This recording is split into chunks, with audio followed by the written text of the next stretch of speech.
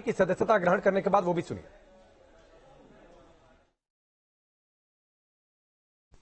हमारे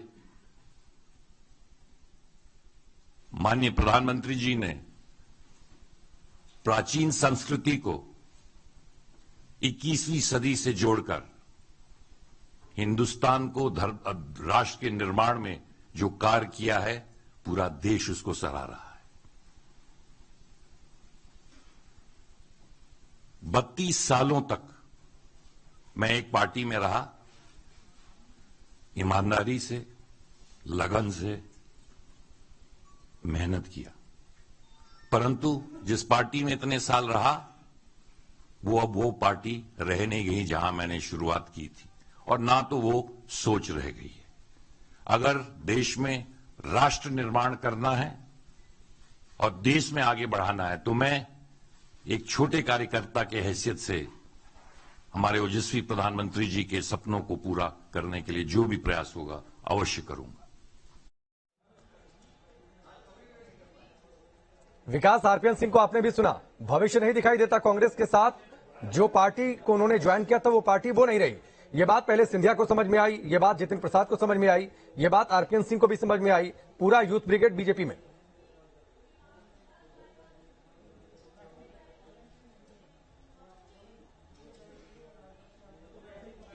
क्योंकि अब देखिए जिस तरीके की बात उन्होंने कही आरपीएन सिंह ने खुद की, जिस पार्टी में वो आए थे अब वो पार्टी नहीं रही, वो विचार नहीं रहा, वो पार्टी उस तरीके से काम नहीं कर रही। कहा कि राष्ट्र निर्माण में अब उनकी भूमिका होगी और यहां से होगी, और एक छोटे कार्यकर्ता के तौर पे वो भूमिका निभाएंगे। यानी राष्ट्र निर्माण बीजेपी के जरिए ही हो सकता है, ये उन्होंने दावा भी किया।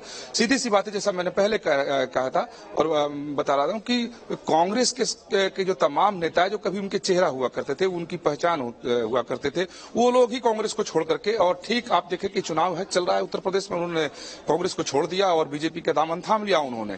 तो एक तो इनको अपना भविष्य दिखाई नहीं देता है कि कांग्रेस में कि अब क्या होगा, कि उनका अपना भविष्य भी नहीं दिखाई देता है और इन्हें यह भी नहीं मालूम है कि कांग्रेस का आगे चलकर भविष्य क्या है। हालांकि कांग्रेस के कुछ नेता प्रियंका गांधी, राहुल गांधी जद्दोजहद में लगे हुए हैं, लेकिन बाकी जो कांग्रेस के नेता है वो या तो भविष्य नहीं है, पार्टी वो नहीं रही। सवाल ये उठता है कि क्या कांग्रेस पार्टी को ये सब दिखाई देता है, नहीं दिखाई देता है, या फिर इतनी अनदेखी क्यों। चलिए फिलहाल वक्त इतना ही है। बहुत बहुत शुक्रिया हमसे जुड़ने के लिए, पूरी बातचीत के लिए। बड़ी खबर है, आरपीएन सिंह बीजेपी में, यूपी चुनाव से ठीक पहले।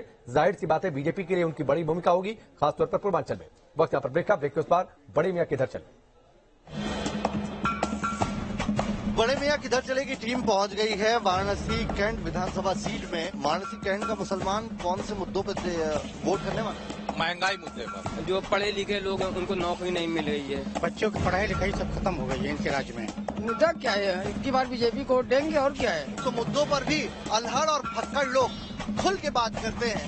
घाट यहाँ की परंपरा है, गंगा यहाँ की माँ है, और यही कुछ मिजाज बड़े मियां किधर चले में हमें देखने को मिला।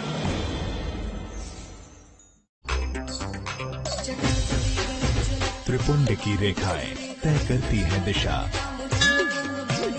रुद्राक्ष के मनके में अटका मन जनता का। त्रिशूल की नोक